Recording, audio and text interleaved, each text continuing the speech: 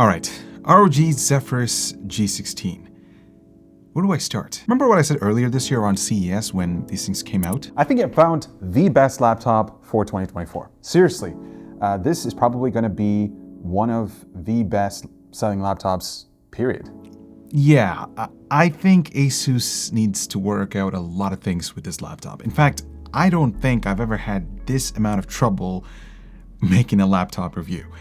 I know a lot of people were looking at this as the perfect alternative to the Razer Blade 16 and some other thin 16-inch gaming laptops. But it's not quite there yet. First of all, let's address pricing. In North America, Asus is offering 3 SKUs. The RTX 4070 starts at $2,000, featuring Intel's Core Ultra 9 185H CPU, 16 gigs of RAM, 1TB SSD, and a stunning 240Hz OLED display. Moving up, we have the RTX 4080 spec, which sees a significant price increase to $2,700, albeit with 32 GB of RAM included. Actually, I've got two models both the models here for this review, which should really be interesting. And then we have the top of the line 4090 spec, which gets a hefty premium of $3,300.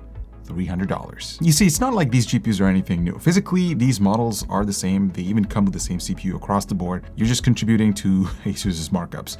Now sure, it is cheaper than the Blade 16, the Legion Pro 7i, and a few other high-performance competitors. But what makes the G16 unique is that combination of Intel's Meteor Lake CPU, a brand new architecture paired with NVIDIA's RTX 40 series graphics. Because if you look at everyone else, they're just playing it safe by opting for the Raptor Lake Core i7 or Core i9 HX processors. So how did it play out with this laptop? Let's take a look after a quick word from today's video sponsor. The new Tower 300, definitely a unique looking case with a 3-piece panoramic front view, made specifically for micro ATX motherboards with insane hardware support, like a 420mm rad fits on the side of the enclosure with this easily removable fan bracket. My 4-slot GPU fits in no problem with breathing room all around, fully dust protected on all sides too. The optional LCD screen is super fun, and the lay flat mode brings the Tower 300 into a whole new universe. Definitely explore the color options too, all linked below. Okay, so first off, I do have to mention that the 4080 spec does run at higher power limits due to its vapor chamber cooling system compared to the 4070's standard triple fan setup and lower power levels. So in theory, it does look like the perfect sweet spot for most people who are looking for a high performance gaming laptop within the 16-inch space. Well, not so fast, because this laptop has some serious, and I mean serious issues. So let's set the stage. Regardless of what device or piece of hardware we test, there's always 5 runs done on every benchmark. And usually the variance between each run isn't all that much, maybe 5% at the most. But the G16 was just way beyond that. Because take a look at this. In Counter-Strike 2, there was sometimes a delta of as much as 30% from one run to the next on the 4080 model. And the RTX 4070 version isn't any better. Doom Eternal, the same thing. Actually, it's a heck of a lot worse with an almost doubling of the performance in most extreme cases. Callisto shows the problem too, and yes, every game we tested ended up having serious gaps in performance between runs, guys. It didn't matter if we restarted the game or rebooted the system or switched power modes or even reset the whole system. Sometimes the G16 was exactly where we'd expect, while other times it drastically underperformed. This isn't a single sample either, since both versions that we have here did the same thing over and over and over again. And here's the real problem. These situations caused G16 reviews to fall into polar opposite categories. Some tests show it being a perfectly good gaming laptop, so they probably lucked out with a few benchmark runs, while others have it underperforming and blame it on a GPU wattage bottleneck or high temperatures. Well, I can say that it's neither of those, because basically from our investigation, it basically points out to there being a constant tug of war between Windows power modes and Armoury Crate while handling Intel's new Core Ultra processors.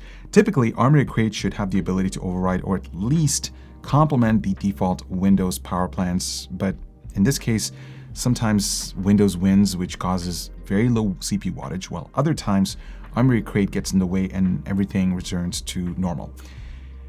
It just felt like two kids were fighting in the schoolyard and neither of them won. And if we overlay the CPU wattage with gaming performance, you can see that there's a direct correlation between how much juice the processor gets and the potential for it to bottleneck the graphics card. So what happens now? Well, ASUS have had months to perfect this, and we waited almost 2 months to publish this video, hoping things would get ironed out. And even though we've had dozens of messages between our lab and their team, this is where we're at, without a real solution, which really is unfortunate. And I have to wonder if this will ever get figured out, because at this point, I'm sure there's major developments already happening with the next generation product designs that are going to be showcased at Computex. So let's just assume things turn out better in the future, and this craziness between Armory Crate, Windows power plants, and the Intel Meteor Lake processors just stops. Now, one of the things that I was actually looking forward to with this Meteor Lake Core Ultra processors and NVIDIA's RTX 40 series marriage was a better power efficiency, because that was one of the key selling points for Intel. And you know what? It's a huge win, especially when you compare it to the Blade 16 packing a much higher wattage Core i9 14900HX into their design. So if you're looking for portability and battery life in a gaming laptop, then the Zephyrus G16 has what it takes. Another interesting thing is how ASUS treats their CPU power in an all-core workload. In performance and turbo modes, the Ultra 9 is fed with a lot more power than we normally see in thinner gaming laptops. Also, it looks like the 4080 model is actually allowed to push its processor a bit further than the 4070 version due to its vapor chamber cooling system. You can actually see what happens to clock speeds. Less power means the processor can't hit the same frequencies on the less expensive G16, although temperatures stay about the same on both samples. Now, in terms of acoustic performance, I have to say both these laptops are pretty decent compared to the competition. The 4080 is, scientifically speaking, a little bit quieter compared to the 4070, but realistically, they both sound about the same. I will say that sometimes the 4070 and the 4080 actually just exhibit a sort of a high pitch noise, especially when you set the performance to turbo mode. The fans just, they're spinning at high speeds, and that's something that I just couldn't help but notice on both these models. And the other thing is, of course, this random sort of whining noise that shows up on both these samples. And that actually interferes with the webcam recording test, which you'll later see in the video. It actually does get annoying. So yeah, ASUS, hopefully you can fix this, please. So when we switch over to real-world performance, this actually might come as a bit of a surprise, because the Zephyrus's Ultra 9 185H might have 8 less processor cores and a whole 10 less threads than the 14900HX, but it actually wins in some situations against the Blade 16. At least when the blade's in its balance mode. A lot of that has to do with, you guessed it, power. Razer caps their CPU at just 50 watts in balanced, and we aren't showing their highest performance turbo mode here, since that would naturally make it much more faster than the G16. The interesting thing is the oddness we experienced with the G16's power modes in gaming didn't really translate into janky video export performance, where the CPU and GPU are being used in parallel. Instead, this laptop gave us very good overall times, even when compared to the Blade 16 here, which has an RTX 4090. Now, about gaming performance, and I'll level with you guys, okay? Everyone here had a long debate about how to show the reality of gaming on the G16. It's a mess, but at the same time, there's a huge amount of potential. So in the end, we came up with showing an average of 15. That's right, 15 run-throughs of each game at the G16's native 1600p resolution. So the 2 best and 2 worst results were eliminated. So while these aren't the highest results this laptop can get, they aren't the lowest either. So it should give us a more balanced approach when showing what overall frame rates will look like. And since we're running an average of good and bad results here, the G16 ends up in an interesting position. Of course, they're beaten cleanly by our Blade 16's RTX 4090, but when lined up against other RTX 4070 and RTX 4080 laptops, things are a lot better than you might have expected. The Zephyrus is still competitive, though it tends to be in the lower portion of the overall 1% frame rates, which tend to be all over the place because of its performance variability. I mean, sometimes turbo mode ends up with lower frame rates than higher power levels. That's also what contributes to some randomly poor averages as well. You can actually see this in comparison to the G14, since both laptops are running their GPU at similar wattages, but the smaller one is actually able to stay ahead in a lot of instances. And that's so disappointing since we know this laptop can offer a whole lot more if Asus fixes whatever's going on with Armoury Crate. The potential is there, they just need the willingness to untap it before the next generation of laptops launch later this year. Now, from a physical standpoint, the G16 shares the same design language as its younger sibling, the G14. The chassis is made out of CNC milled aluminum. It's 0.69 inches thin, which makes it interestingly one of the thinnest 16-inch gaming laptops on the market.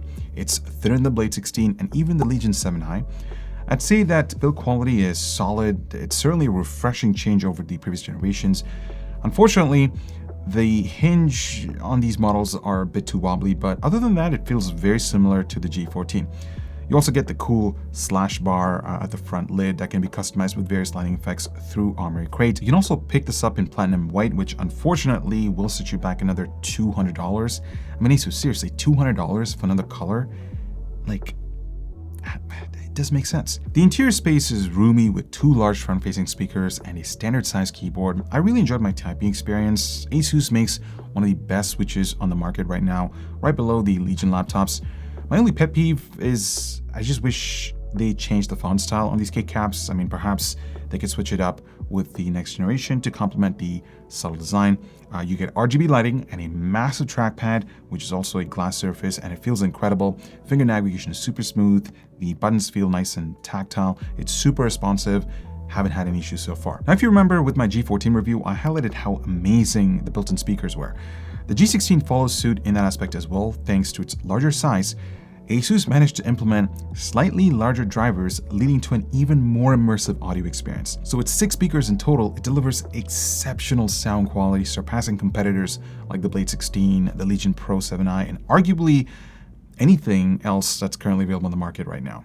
Well, maybe not MacBook Pro level, but it's still very close, guys. So this is what the webcam looks like on the G16. Again, the quality is very similar to the G14 because Asus is using the same sensor, and the microphone sounds similar as well. You've got 3 modes: directional recording, stereo enhanced, and 360-degree recording. Right now there's an airplane going above the office, and I'm not sure if this is going to pick it up or not, but the noise canceling stuff certainly helps. So I'm glad that it's doing its thing. I did wish if they included a privacy shutter switch, kind of like what Lenovo does with their Legion laptops. Even Razer included a physical privacy switch on their Blade laptops. So yeah, that's something would have been really thoughtful for the G16 and the G14 as well. But yeah, something to take note of, Asus.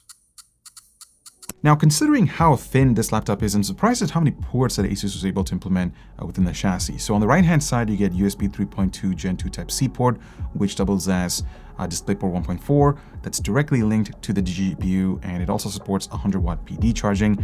You also get USB Type-A and a full-size SD card slot, which, by the way, is UHS 2 compliant, so that's great news for content creators who need a fast reader. Switching over to the left side, you'll find audio, your second USB Type-A port, Thunderbolt 4, HDMI 2.1, and the new proprietary port. Now, keep in mind that the 4070 and 4080 models come with different size power adapters. The 4070 is paired with a 200-watt unit, while the 4080 comes with a 240-watt adapter, which makes sense considering its power allowance. Moving on to these displays, I mean, what can I say? They're just top tier. You're equipped with a 16-inch 2.5K OLED panel with a 240Hz refresh rate, so it's faster than the G14's 120Hz panel, and you still get this beautiful color reproduction with inky blacks and excellent color gamut, covering up to 100% P3. However, choosing OLED means sacrificing peak SDR brightness performance, especially when you compare to mini LED panels.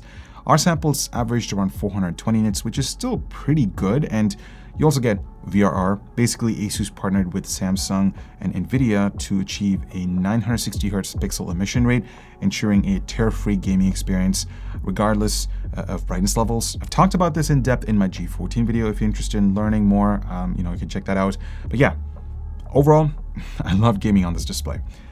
Now, getting underneath the hood is pretty straightforward, though keep in mind that there are 2 silicone covers at the top hiding a few screws, so make sure you remove them to access the internal components.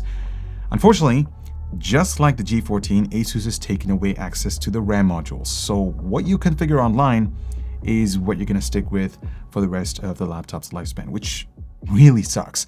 I mean, this is a 16-inch gaming laptop. I mean, I'm sure Asus could have done something to give users that flexibility, but yeah, at least you get two M.2 slots. The primary SSD is pretty fast, at least in the 4080 model. We got around 7 gigabytes per second on read and 5 gigabytes per second on write. The 4070 model was pretty decent. There is a considerable amount of performance loss compared to the 4080 because ASUS uses a Samsung PM981 SSD on the 4080 versus WD560 on the 4070. I just thought it was worth mentioning. So that's the story with the ROG Zephyrus G16. This laptop has a lot of potential, guys. And honestly, most of the performance issues can be sorted with a BIOS update because, let's face it, you're not just buying into a product solely on looks. You want it to work seamlessly as well. When both hardware and software play nice, this laptop shines. But if they just don't sync up, it's a bit of a letdown. That being said, I have to give major props to ASUS for pushing the boundaries with the G16's display and its sleek design. I'm totally sold on the idea of OLED gaming. It's pretty awesome. And these laptops are almost as slim as my 16-inch MacBook Pro. It seemed like the perfect upgrade to me, but I reckon I'll hold off until they iron out the performance kinks. On that note, thanks so much for watching. I hope you're able to take away everything that you needed to know about the G16. I know we're super late to this review, but I hope you were able to paint the full picture. Let us know what you guys think. If you actually have bought one of these laptops, what has been your experience like? Comment down below. Oh, and don't forget to spend responsibly.